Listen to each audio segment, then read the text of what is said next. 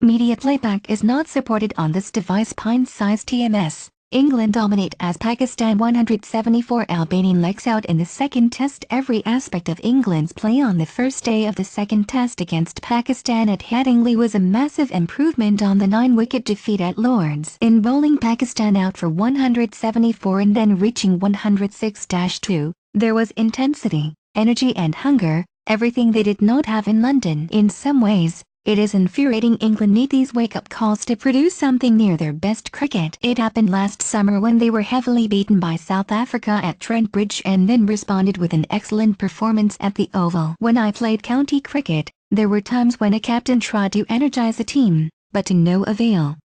It looked like it is happening again here. There were days when, as a player, you couldn't help but feel a little listless. However, I can't imagine why you would ever feel that way playing for England, especially for the first test of a new summer at Lord's. More broadly, England's players should realize that things can change very quickly in international cricket. Next summer, with a World Cup and Ashes series in this country, will be massive. Looking down the line, no one will want to miss that because they were part of the sort of thing we saw at Lord's. I think something I will keep coming back to as a key difference between what we saw on Friday in comparison to last week was the energy. Even on the day before this test began, you could see that England skipper Joe Root was really up for this. In the morning, when I was out there for the toss, it was clear he couldn't wait for the action to get underway. He wasn't angry or defensive, he just wanted to set the record straight. And, with the way his team performed, they have begun to do that. Their catching was snappy, so different to the 5 chances that were missed at Lord's. When they batted,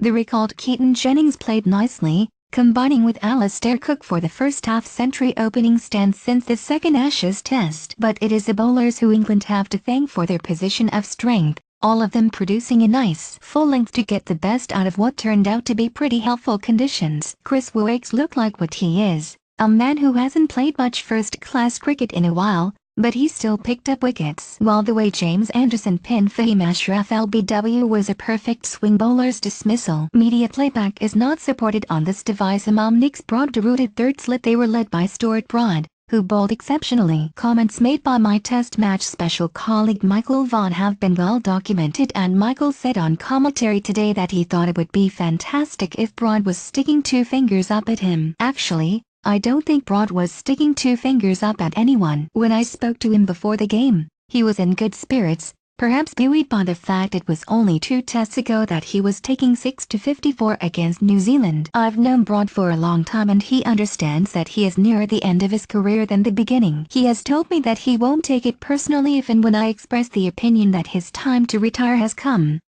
We're not there yet. Day 1 report. Hosts dominate at Headingley. Comments about me not justified. Broad at the opposite end of a cricketing career. I felt Sam Curran was an interesting selection, one that took me a little by surprise. A left-arm swing bowler of no great pace, who can make runs down the order, seemed like a strange choice as a replacement for the injured Ben Stokes or the omitted Mark Wood. Sometimes these selections are made. I think back to Darren Pattinson on this ground 10 years ago. Now, I'm not suggesting that Curran will turn out to be a one-cap man, far from it, especially because England rate him so highly. However, because of his lack of pace, it looks like he will rely on the ball swinging.